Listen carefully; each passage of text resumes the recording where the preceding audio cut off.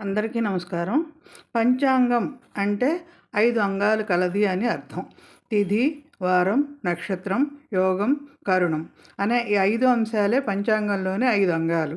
మనం ఏదైనా మంచి పనిని ప్రారంభించేందుకు, అభివృద్ధి పనులను చేపట్టేందుకు గానీ, శుభకార్యాలు చేసేందుకు ఈ 5 అంగాలు బలంగా ఉండేటట్లుగా చూసుకోవాలి. ఈ 5 అంగాలు కూడా వేటికవి ప్రత్యేక ఫలితాలు ఇచ్చేవిగా ఉంటాయి. తిథి ఖగోళంలో సూర్యునికి చంద్రునికి మధ్య గల దూరాన్ని బట్టి ఈ తిథి చెప్పబడుతోంది. అంటే తిథి నిర్ణయానికి చంద్రుని గమనాన్ని ఆధారంగా చేసుకోవటం జరిగింది. అమావాస్య నాడు చంద్రుడు సూర్యునితో కలిసి ఉంటాడు. అందుకే ఆ రోజున చంద్రుడు మనకు కనిపించడు.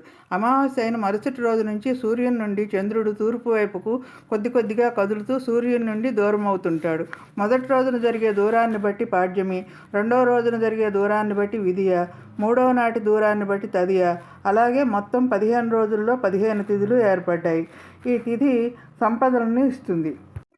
పంచాంగంలో రెండవ అంశం వారం. హోర ఆధారంగా ఆయా వారాలు ఆయా పేర్లతో పిలువబడుతున్నాయి. ఈ హోరలు ఆకాశంలో గ్రహాలుండే క్రమాన్ని బట్టి ఉంటాయి. ఒక నియమితమైన వరుస ప్రకారంగా ఈ హోరా క్రమం కదులుతూ ఉంటుంది. ఈ క్రమంలో ప్రతిరోజు సూర్యోదయ కాలంలో ఏ హోర ఉంటుందో ఆ హోరను అనుసరించి ఆ వారం పేరు నిర్ణయించబడింది. కాగా రోజులో 1 గంటకు ఒక్కో హోర ఉంటుంది. మనకు మొదటి రోజైన ఆదివారం సూర్యహోరతో ప్రారంభం అవుతుంది. ఈ విధంగా రవి, శుక్ర, బుధ, చంద్ర, శని, గురు, కుజ హోరలు ప్రతి గంటకు ఒక్కొక్కటి చొప్పున నియమిత క్రమంలో 3 ఆకృతుల్లో ఒక రోజును పూర్తి చేసేందుకు 21 గంటలు పడుతుంది. తర్వాత 22వ గంట మళ్ళీ రవిహోర, 23వ గంట శుక్రహోర, 24వ గంటలో బుధహోరతో ఈ రోజు ప్రారంభం అవుతుంది.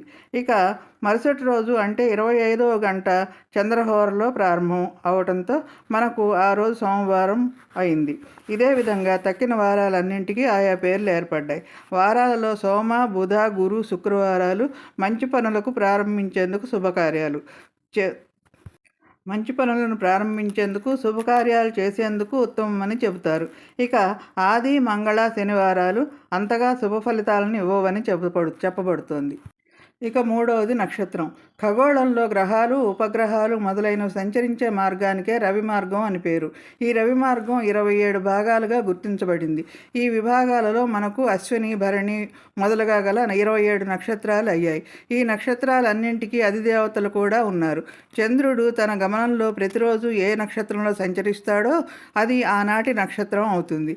అలాగే పౌర్ణమి నాడు చంద్రుడు ఏ నక్షత్రంలో ఉంటాడో ఆ నక్షత్రాన్ని బట్టి ఆ నెలకు ఆ పేరు ఏర్పడుతుంది. చంద్రుడు చిత్తా నక్షత్రంలో ఉంటే ఆ మాసము చైత్రమాసం అయింది. అదేవిధంగా విశాఖ నక్షత్రంలో ఉంటే వైశాఖం, జ్యేష్ఠ నక్షత్రంలో ఉన్నప్పుడు జ్యేష్ఠమాసం వస్తాయి. ఇదే విధంగా తక్కిన మాసాలకు ఆయా పేర్లు ఏర్పడ్డాయి. ఈ నక్షత్రం పాపాలను హరిస్తుంది. 4వది యోగం. సూర్యుడు చంద్రుడు మధ్య గల దూరాన్ని రెట్టింపు చేస్తే యోగం ఏర్పడుతుంది. ఈ యోగాలు కూడా 27 ఉన్నాయి. విష్కంభము, ప్రీతి, ఆయుష్మాన్, సౌభాగ్యం మొదలుగా గల 27 యోగాలకు 27 మంది అధిపతులున్నారు. ఈ యోగం రోగాలను నివారిస్తుంది. చివరిది కరణం. సూర్యచంద్రుల మధ్య దూరాన్ని సగం చేస్తే కరణం ఏర్పడుతుంది. అంటే తిథిలో సగభాగమే కరణం. ఈ కరణాలు మొత్తం 11 ఉన్నాయి. వీటిలో కొన్ని స్థిర కరణాలు కాగా మరికొన్ని చరకరణాలు. ఈ కరణాలన్నింటిలో కూడా చేయదగిన ఆయా పనులు స్పష్టంగా చెప్పబడ్డాయి. ఉదాహరణకు భవకరణంలో శుభకార్యాలు, స్మార్తకర్మలు చేయవచ్చు. అలాగే బాలవకరణం అన్నప్రాసన, వాస్తు క్రియలు మొదలైనవి చేయటం మంచిది. ఈ కరణం అన్నింటా విజయాలను చేకూరుస్తుంది. పంచాంగ శ్రవణం ఇంతటి విశేషమైంది కాబట్టే మన పూర్వీకులు దీన్ని ఉగాది నాడు ఆచరించాల్సిన తప్పనిసరి విధిగా పేర్కొన్నారు.